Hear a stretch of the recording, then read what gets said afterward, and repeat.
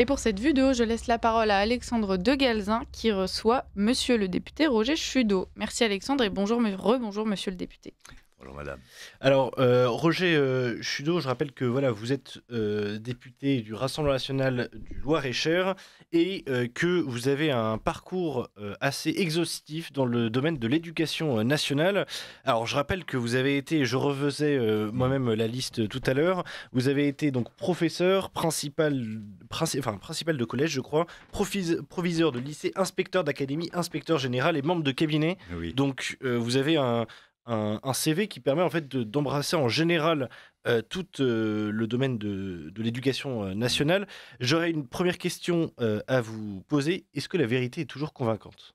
Oh, dites donc, on dirait un sujet de philosophie du baccalauréat. Exactement, c'est le sujet de philosophie du baccalauréat de cette année. Alors déjà, qu'est-ce que vous avez pensé de ce sujet et quelque part, même il y avait d'autres sujets, je crois, comme la technique peut-elle nous sauver? Mais voilà, la vérité est-elle toujours convaincante? Qu'est-ce que ça vous a Mais, évoqué quand vous l'avez vu? Écoutez, on va essayer de la rendre convaincante, n'est-ce pas? Parce que le devoir d'un politique, c'est de dire la vérité aux Français. Il y a même eu un ouvrage de François Fillon à ce sujet qui portait à peu près ce titre à l'époque. Et je crois que c'est notre devoir de dire la vérité aux Français de manière à ce qu'ils puissent ensuite exercer leur choix démocratique en connaissance de cause. Alors, cette année, les résultats du bac donc, sont tombés et le taux de réussite est de 86%. C'est un chiffre qui est évidemment extrêmement impressionnant. On imagine que quand vous avez passé le bac, c'était pas forcément déjà Alors, le même taux de réussite. Euh, Est-ce que vous considérez, comme Jean-Paul Brigelli, qui était à notre antenne il y a quelques jours, que en fait, finalement, le bac qu'ont obtenu tous les bacheliers de cette année ne vaut rien? écoutez, je suis un ancien professeur, donc je vais commencer par féliciter les lauréats de leur succès au baccalauréat. Ils ont travaillé, ils ont réussi cette épreuve, c'est très bien. Simplement, il faut regarder les choses en face, justement, dire la vérité. Ce qui nous rapproche du sujet de philo, ce baccalauréat, hélas, n'a qu'une valeur relative. Et il a une valeur académique faible parce que, manifestement, le niveau d'exigence s'est sérieusement rabaissé, a été abaissé. Il a une valeur sociale nulle puisqu'il ne sert plus même à entrer à l'université. En fait, la vérité, c'est qu'il n'est pas pris en compte du tout, ou presque plus. Dans Parcoursup, il n'y a qu'une épreuve ou deux qui soit prise en compte dans Parcoursup, celle de spécialité. Et d'une certaine manière, hélas, il faut avouer que le baccalauréat d'aujourd'hui est assez largement démonétisé. D'ailleurs, du point de vue académique, 50% des néo-bacheliers vont échouer en première année de faculté l'année prochaine. C'est la statistique du ministère de l'enseignement supérieur. Donc c'est vous dire si le baccalauréat, qui en principe est le premier diplôme de l'enseignement supérieur, n'a pas véritablement la valeur qu'il devrait avoir, ne serait-ce que du point de vue académique. Donc nous avons un projet, j'avais déposé une proposition de loi dans ce sens, de rénovation complète du baccalauréat. Il faut rehausser le niveau, bien entendu, il faut se débarrasser des gadgets du genre grand oral, etc., qui ne servent à rien, et il faut revenir à la maîtrise des compétences, des compétences, des savoirs qui ont été dispensés au cycle terminal. Alors, on va essayer d'être le plus complet possible dans cet entretien. L'idée, c'est quand même de savoir aujourd'hui, parce que c'est ça la question qui préoccupe le plus, je pense, les Français et nos auditeurs, comment on fait pour remonter le niveau concrètement? C'est-à-dire qu'en fait, on entend des dizaines, des centaines de propositions différentes. Il y en a qui disent que en fait, la solution, c'est voilà, de retravailler la relation entre le prof et l'élève. Il y en a d'autres qui disent qu'en fait, il faut mettre l'uniforme à l'école et justement travailler plus sur les questions d'intégration et de laïcité. Il y en a d'autres qui vont nous expliquer que, en fait, non, il n'y a pas vraiment de problème sur le niveau scolaire. Il y en a d'autres qui expliquent que la langue française évolue. Il y en a d'autres qui disent que, voilà, il y a énormément de pistes qui sont Oui. étudiées. Concrètement, le système scolaire fait qu'on est à l'école de 6 jusqu'à 15 ou 16 ans minimum, Minimum. 18 ans pour le baccalauréat, donc ça fait 12 ans sur lesquels on est censé former les jeunes. Comment on fait en plusieurs étapes justement pour remonter le niveau parce qu'on a l'impression que la rupture de transmission est de plus en plus forte. Parfaitement, vous avez raison. On est à l'école maintenant de l'âge de 2 ans à peu près, 3 ans, en tout cas 3 ans c'est obligatoire, jusqu'à en moyenne l'âge de 17 ans, en moyenne. Hein. Donc ça fait quand même une exposition au savoir qui est assez longue, pour des résultats qui sont désastreux. Je veux dire que quand 50% des élèves de 6e lisent encore avec leurs doigts en entrant en 6e, parce qu'ils ne maîtrisent pas la lecture dite fluide, la fluence, comme on dit dans le jargon, ça veut dire que l'école primaire échoue. Ça n'est pas une mise en cause des personnels, c'est une mise en cause du système. La dégringolade du niveau scolaire est réelle. Ça n'est pas un fantasme, ça n'est pas un slogan, elle est multifactorielle. C'est pourquoi, les solutions que vous avez énumérées sont toutes intéressantes, mais enfin, il faut agir de manière systémique. Les causes profondes de la dégringolade sont multiples. Elles tiennent, à l'affaissement de la formation des professeurs. Vous avez des professeurs du premier degré et du second degré qui ne maîtrisent pas vraiment les disciplines qu'ils enseignent, au point d'ailleurs qu'il a fallu des plans de rattrapage en maths et en français pour le premier degré. Mais bon, lorsque je présidais une mission d'information sur la formation initiale des professeurs sous la 16e législature, donc il y a quelques mois en fait, les responsables de l'inspection générale me disaient, en mathématiques, on prend au concours à 5. Mais alors, justement, effectivement, le professeur, c'est celui qui enseigne. Oui. S'il a 5 sur 20, effectivement, on peut être passablement effrayé. Mais ça signifie qu'en fait, on accepte n'importe qui parce qu'on n'a plus le choix, parce qu'il faut. Et dans le professeur, comment on fait? Est-ce que la solution, c'est de mieux payer les professeurs, comme le propose notamment la gauche? Oui, enfin, tout n'est pas une question d'argent. Bien sûr que les professeurs, notamment les professeurs qui ont 10-15 ans d'ancienneté, sont nettement moins payés que leurs collègues, leurs homologues allemands, par exemple. Hein. Pour les débutants, des efforts ont été faits qui doivent être renforcés. Pour les fins de carrière, on est à peu près au niveau de l'OCDE. Un professeur en fin de carrière gagne entre 3 500 et 5 000 euros, selon le type d'établissement et d'enseignement où il se trouve. Non, mais donc je reviens sur le multifactoriel. Il y a plusieurs sujets. Les professeurs ne sont pas correctement formés par l'université. Hein, les INSPE sont un échec après les UFM. Et depuis la création des UFM, le niveau baisse, le niveau des élèves. La création des instituts universitaires de formation des maîtres par Jospin, pour vos auditeurs, en 89. Donc maintenant, il s'appelle INSPE, Institut national supérieur du professorat et de l'éducation. Ils ne sont pas bien formés pour 2 raisons simples. C'est qu'en fait, on essaie de faire en même temps des titulaires d'un master, qu'est-ce que je raconte, d'un master, et des professeurs déjà formés à l'enseignement, ce qui n'est pas possible. On ne peut pas faire les deux à la fois. Il faut d'abord avoir une solide formation académique et ensuite apprendre son métier. C'est aussi le sens d'une proposition de loi que je viens de déposer d'ailleurs. Bon bref, la question donc de la formation des professeurs. L'OCDE dit un enseignement de qualité repose sur des professeurs de qualité. Ce problème, nous l'avons. Il faut le dire, et ça n'est pas insulter les professeurs, c'est pointer un problème réel. Ensuite, il y a la question de la pédagogie générale et des programmes. On a une pédagogie qui refuse la transmission, hein, qui prétend laisser l'élève construire ses propres apprentissages selon la doxa pédagogiste. Il faut se débarrasser de ça, c'est parfaitement faisable. Et puis ensuite, il faut donner aux établissements, que ce soit les écoles ou les établissements d'enseignement secondaire, de véritables responsabilités, donc une autonomie accrue, et pas seulement un petit bout d'autonomie. Moi, je préconise la création d'établissements expérimentaux, autonomes d'enseignement qui disposeraient de toute l'autonomie possible, c'est-à-dire qu'ils pourraient recruter leurs professeurs, donc ils auraient la masse salariale, ils pourraient modifier les programmes, ils pourraient modifier les cursus, modifier les horaires, s'organiser librement, ils auraient juste à atteindre les objectifs qui leur sont fixés par l'institution. Ouais. Et est-ce que ça risquerait pas justement de... alors c'est, j'ai envie de dire, je me rends compte en posant la question que c'est vraiment une question de gauche, mais d'accroître les inégalités justement entre les différents établissements, si jamais tel établissement ici utilise telle méthode, tel autre telle méthode, et que en fait les taux de réussite du bac vont de 25 à 70%, enfin, vous voyez ce que je veux dire? Il faut adapter l'enseignement au contexte dans lequel il se déroule. C'est le modèle des charter schools anglo-saxonnes et scandinaves, c'est-à-dire qu'on fixe l'État, les stratèges, ils fixent aux établissements d'enseignement des objectifs à atteindre, des objectifs quantitatifs et qualitatifs en termes de maîtrise des savoirs par âge, par classe d'âge.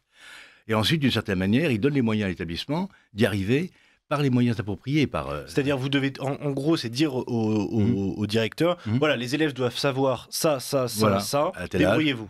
Exactement. Vous avez tout. Vous avez des professeurs formés, vous avez de l'argent, vous avez toute l'attitude pour vous organiser en fonction de votre public, en fonction du contexte, en fonction de votre projet interne. Nous, dans 3-4 ans, on vérifiera, ou dans 5 ans, on vérifiera ce que vous avez fait. Et si ça marche, vous pourrez continuer. Si ça ne marche pas, eh bien, on se passera de vous. Donc, vous voyez, c'est un peu à l'anglo-saxonne, peut-être, mais simplement, c'est un modèle qui marche. Est-ce que, Roger Chudeau, est-ce qu'il faut supprimer certaines matières augmenter les heures sur d'autres? Et d'ailleurs, question subséquente, est-ce qu'il faut plus d'heures de cours, plus de vacances, moins d'heures de cours, moins de vacances? Alors, le taux d'exposition de nos élèves aux enseignements dans le primaire est supérieur à celui de la moyenne de l'OCDE, et pourtant, nous avons des résultats pitoyables. Bon, donc ça pose un problème. Manifestement, la question n'est pas que quantitative, elle est vraiment qualitative. Et en effet, il y a dans le Code de l'éducation à peu près 70 priorités. Tout est prioritaire. Donc, bon, nous considérons qu'on doit ramener ça à 2 ou 3 priorités. Maîtrise absolue des fondamentaux, on ne peut plus l'accepter. Donc, fondamentaux, c'est... Alors, les fondamentaux, alors la gauche se moque de nous en disant, oui, les fondamentaux, vous pensez qu'à ça. Oui, nous ne pensons qu'à ça parce qu'en fait, ils ne sont pas maîtrisés. Alors, qu'est-ce que c'est Les fondamentaux, c'est la langue française, le raisonnement logique par les mathématiques et les humanités, notamment l'histoire, la connaissance du récit national. Ce qui fonde l'identité d'une nation et de jeunes citoyens. Donc ces 3 pôles-là sont absolument indispensables. Il faut absolument les rétablir au centre des apprentissages et se débarrasser pour un temps. Il y a un temps pour tout. On n'a pas besoin dans le primaire d'avoir un référent développement durable. Qu'est-ce que ça n'a aucun intérêt. Par contre, que tous les élèves, tous, ne puissent passer en 6e que s'ils maîtrisent correctement le français, écrit et oral, au niveau de leur âge bien sûr. Ça, c'est un objectif. Donc ça veut dire qu'on remet le redoublement aussi, si vous vous dites passer en 6e, ça veut dire qu'on remet le redoublement au centre du processus aussi. Dans le cadre de l'autonomie dont je parlais tout à l'heure, donnée aux établissements, ils sont libres de s'organiser. Ils peuvent faire des groupes de besoins, des groupes de niveau, des groupes de niveau matière, pratiquer le redoublement ou pas. Je veux dire, ça les regarde d'une certaine manière. Il faut cesser au ministère de se mêler de tout et surtout des détails. Des minimis non curat praetor. Le ministre ne doit pas faire une circulaire de 42 pages pour expliquer comment on fait des groupes de besoins, comme c'était le cas sous Madame Belloubet, je crois. Donc, tout ça est ridicule. Il faut laisser les professeurs faire leur métier, mais leur fixer des objectifs et leur dire qu'ils seront évalués là-dessus. Ils seront évalués là-dessus. Et les résultats des établissements et des écoles seront rendus publics. Alors, Roger Chudeau, on revient à vous dans un instant. J'explique juste le programme pour la suite. Je rappelle, chers auditeurs, que à 8h40, vous aurez droit au sondage de Louis Rigaudière et à la revue de presse de Gilles Brochard, et qu'à 9h07, nous recevrons notre partenaire du jour, Stanislas Rigaud, pour l'addition. Je reviens à vous, Roger Chudeau. Je rappelle que vous êtes député du Loir-et-Cher et spécialiste de la question de l'éducation nationale. On était en train de discuter finalement de comment remonter le niveau. Donc, concrètement, la question, comme vous dites, c'est de travailler sur les savoirs fondamentaux. Donc, vous disiez, pour faire simple, histoire, mathématiques et française, qui semble effectivement absolument essentiel. D'un autre côté, on voit qu'il y a aussi d'autres pistes qui sont explorées dans d'autres pays et qui d'ailleurs fonctionnent avec un certain niveau. Par exemple, remettre plus de sport à l'école, notamment avec l'augmentation de l'obésité en France. On sent que la détérioration de la santé des jeunes, on sent que ça peut être peut-être une bonne idée. À côté de ça, il y a aussi quelque chose qui existe plus dans les pays asiatiques, qui est d'avoir des cours plus pratiques, par exemple des cours de cuisine, des cours presque professionnels. Qu'est-ce que vous pensez de ça? C'est-à-dire qu'évidemment, il y a l'autonomie laissée aux établissements, mais dans les directives de fond, qu'est-ce que vous en pensez de ces idées? Bon, alors, évidemment, ces idées sont très anciennes, depuis le Moyen-Âge, même depuis l'Antiquité. Mens sana in corpore sano, tout le monde sait bien qu'il faut également veiller à la bonne santé. Et puis au développement physique des élèves, ce que fait l'éducation nationale, mais qui peut se faire aussi dans le milieu civil et dans les fédérations sportives. Je pense que là-dessus, il n'y a pas de problème. Il y a unanimité sur le fait que les jeunes doivent faire du sport, ça c'est clair. Quant aux travaux pratiques, pourquoi pas? De toute façon, il n'y a pas de raison. Il n'y a pas de hiérarchie morale entre les savoirs. N'est-ce pas? Il y a des savoirs absolument indispensables pour acquérir d'autres savoirs, et puis des savoirs pratiques qui sont les bienvenus. Non, ça me permet d'aborder la question du lycée professionnel. Tout à l'heure, à la commission des affaires culturelles et de l'éducation, j'interviendrai là-dessus, puisqu'il y a une mission flash sur le lycée professionnel. La France a besoin, mais vital, stratégique, de renouveler ses opérateurs, ses artisans, et ses techniciens et ses ouvriers. Pour les raisons générationnelles, mais également parce que pour se réindustrialiser, il faudra qu'elle forme, en 10 ans, 1 million de nouveaux opérateurs. Donc il faut absolument réformer le lycée professionnel et permettre au collège, ce qui nous ramène à notre sujet précédent, d'orienter les élèves qui en ont les capacités, qui ont l'appétence pour cela et qui ont cette forme d'intelligence vers les métiers. À partir de quelle année, quelle classe? Après la 5e, je pense qu'il faut rétablir les 4e et 3e technologiques, je les appelais autrement, je les appellerais moi volontiers 4e, 3e de métier, n'est-ce pas? Et les implanter aussi bien au collège qu'au lycée professionnel. Ça a été supprimé par la gauche, je ne sais plus, en 2009, je crois, je peux me tromper, peu importe. En tout cas, c'est supprimé par la gauche parce que c'était soi-disant stigmatisant de faire de la technologie, c'est n'importe quoi. Et la gauche vous accuse aujourd'hui de vouloir justement, en fait, en tout cas, empêcher les jeunes de se former intellectuellement, justement en les orientant vers des métiers manuels, justement dès un âge, parce que la 4e, ça reste jeune quand même. C'est quoi, c'est 14 ans, 13 ou 14 ans, oui. Oui, oui, 14 ans, mais il n'est pas question de faire des ouvriers de 14 ans, ni d'envoyer les enfants au travail. On n'est pas chez Zola, hein, voilà, exactement. Bon, non, mais bon, il est question de permettre à des jeunes qui ont de l'appétence pour cela, encore une fois, cette forme d'intelligence vers les métiers. Et puis, il y a des tas de jeunes qui voudraient exercer des métiers, des vrais métiers, être plombier, être je ne sais pas, barman, être conducteur automobile, conducteur de camion, etc., qui sont passionnés par ces choses-là. Il faut cesser de les bloquer pour les envoyer systématiquement en seconde, où ils échouent d'ailleurs assez massivement. Savez-vous qu'à 17 ans, à l'âge de 17 ans, lors des journées défense et citoyenneté, nos jeunes compatriotes sont 25% à ne pas maîtriser la langue française. C'est-à-dire ne pas maîtriser. C'est-à-dire qu'on leur demande de lire, par exemple, de répondre à un QCM sur une petite annonce, vente de véhicules, location, machin. Ils ne peuvent pas répondre, ils ne comprennent pas ce qu'ils lisent. Donc c'est 11% de quasi-illettrés et 25% qui ont des difficultés de lecture. Euphémisme administratif pour dire qu'ils sont affichus de lire. Donc, à 17 ans, après plus de 15 ans sur les bancs de l'école. Donc, on a l'impression de revenir, c'est ça qui est assez fascinant, à une époque, on va dire, post-loi Jules Ferry, où en fait on a l'impression d'être au début du 20e et où en fait on a une partie de la société qui n'a aucune, enfin en tout cas très peu d'éducation, qui en a seulement des rudiments, et finalement une autre partie qui reste peut-être en tout cas une élite qui se reproduit, alors que dans les années que vous avez connues et dans lesquelles vous avez exercé, les années je pense de 60, 70, 80, il y avait quand même une sorte de, on va dire, de ce qu'on appelle une sorte de pic civilisationnel presque à ce niveau-là, où il y avait une démocratisation du savoir. Il y avait un brassage social, et moi, pour ma part, ce que je suis devenu dans la vie professionnelle, je le dois essentiellement à l'école. C'est-à-dire que j'ai une position sociale qui est supérieure à celle de mes parents. Et c'était d'ailleurs l'ambition de l'école républicaine de donner par le mérite scolaire, par le travail scolaire, une chance, excusez-moi, d'embarquer dans l'ascenseur social. Or, celui-ci est bloqué. Il est bloqué depuis des décennies. Toutes les statistiques officielles même le disent. Donc ça, c'est très préoccupant pour l'union, pour l'unité sociale, pour le ciment social, pour l'union nationale même, parce que, vous avez raison, la fracture s'élargit. On le voit à chaque test PISA. Les enfants des classes supérieures et moyennes supérieures s'éloignent de plus en plus de ceux des classes populaires du point de vue de la maîtrise des fondamentaux, de la facilité à raisonner, de la facilité à s'exprimer. La fracture s'élargit, et ceci est de mauvais augure pour la société française. On sait que la fracture s'élargit notamment aussi dans les banlieues, où en fait finalement c'est là que les professeurs veulent le moins aller déjà. Ils reçoivent d'ailleurs des primes par exemple quand ils s'installent en Seine-Saint-Denis. À côté de ça, on voit aussi que c'est des endroits où en fait finalement le niveau scolaire est plus bas que dans une bonne partie du reste de la France. Est-ce qu'il faut des sortes de zones d'éducation prioritaires ? Elles existent déjà, ça s'appelle des réseaux d'éducation prioritaire. Il y en a de deux catégories, il y a les simples, si j'ose dire, et les renforcés, qui ont des moyens conséquents pour donner plus à ceux qui ont moins. Simplement, les résultats stagnent incontestablement, parce que, d'une certaine manière, c'est le tonneau de Danaïde. C'est-à-dire que les jeunes qui arrivent ne possèdent pas les rudiments de la culture française, ne possèdent pas les codes sociaux, sont parfois même réticents à accepter certains enseignements, vous le savez. Et donc, c'est une lutte de tous les instants.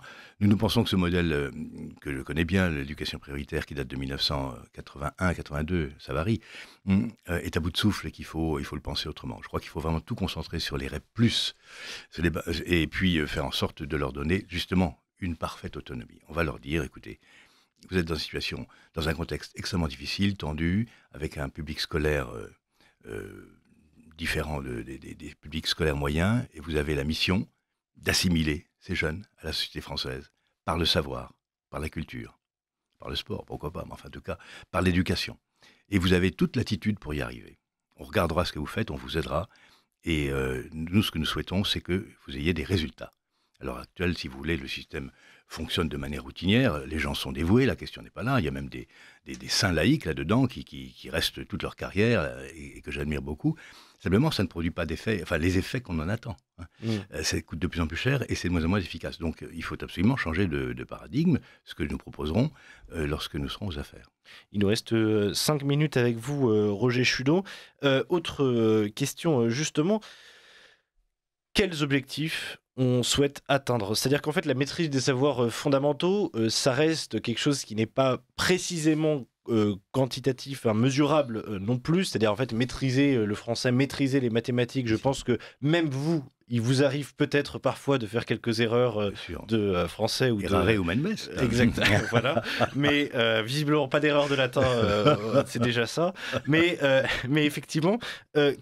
Quels sont les objectifs concrets qu'on souhaite atteindre? Est-ce qu'on se place par rapport à l'OCDE, donc qui est généralement la mesure du niveau dans les pays développés? Est-ce qu'on se place plutôt par rapport à certaines connaissances précises? Enfin, quel est votre outil de mesure? On peut mesurer. Il faut recréer des outils de mesure. Il n'y en a pas.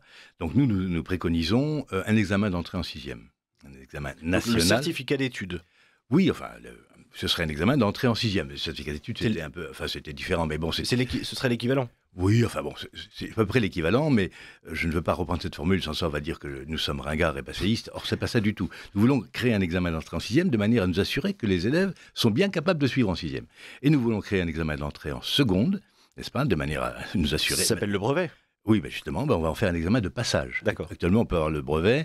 D'ailleurs, le brevet ne vaut absolument rien. Alors là, c'est triste à dire. Hein. Je félicite les élèves qui ont eu le brevet, mais enfin, il faut dire à ces enfants que bon, ça vaut pas pichenette, quoi. Et qu'il faut absolument que nous redonnions la dignité au diplôme scolaire quand même, parce que là, ça devient ridicule. Hein, j'ai vu les copies de brevet, j'ai vu les sujets, j'ai honte, quoi. Donc bref, nous ferons. Il y aura comme ça des enjeux académiques à chaque niveau. Le primaire. L'enjeu, c'est de passer en 6e par un examen national. Le collège, l'enjeu, c'est de passer au lycée professionnel par un examen national. Et évidemment, le baccalauréat, passer à l'université, devenir étudiant grâce au baccalauréat. Donc ça, nous le ferons, on peut le mesurer. Il suffit c'est le ministre qui définit le niveau, hein. Alors le niveau, c'est le niveau qui... Justement, quel niveau vous souhaitez? Il nous reste 2 minutes, hein, mais en 2 minutes, quel niveau vous souhaitez concrètement? Le plus haut niveau possible. C'est-à-dire qu'il faut que les élèves sortent de l'enseignement scolaire en ayant toutes les capacités à aller se former dans le monde professionnel s'ils le souhaitent, ou à aller à l'université et y réussir. Nous ne pouvons plus nous permettre des taux d'échec, comme je disais tout à l'heure, de 50% à l'université la première année. C'est un gâchis épouvantable, non seulement pour les finances publiques, mais également pour les jeunes, qui sont complètement perdus. Quand 100 étudiants entrent en licence, en L1, il y en a 35% qui arrivent à obtenir la licence au bout de 4 ans. 4 ans. Tous les autres sont disparus dans le vortex. J'ai eu de la chance. Oui, mais bien sûr. Mais voyez, donc c'est un gâchis épouvantable. Non, il faut remettre les élèves au niveau. Je pense que les professeurs attendent cela et que les parents attendent ça et la nation en a besoin. Parce qu'une nation qui ne forme pas correctement ses citoyens est une nation qui va s'affaiblir, s'appauvrir et qui va perdre au fond son indépendance et sa liberté à terme. L'histoire le montre à chaque fois. Tous nos grands concurrents font un maximum pour que leurs élèves soient bien formés. Merci beaucoup Roger Chudot d'avoir été avec nous. Il y a plein de sujets qu'on aurait aimé aborder, bien sûr. Hein, on aurait pu parler de la laïcité, on aurait pu parler de Parcoursup aussi, qui est un autre élément absolument passionnant à ce niveau-là. Mais écoutez, ce sera pour une prochaine fois, peut-être à la rentrée. Avec plaisir. Étant donné que nous, c'est notre dernière semaine de matinale. Mais écoutez, c'est bien. Écoutez, on vous réinvitera à ce moment-là. Merci beaucoup Roger Chudot. Merci de votre invitation. Bonne journée à tous.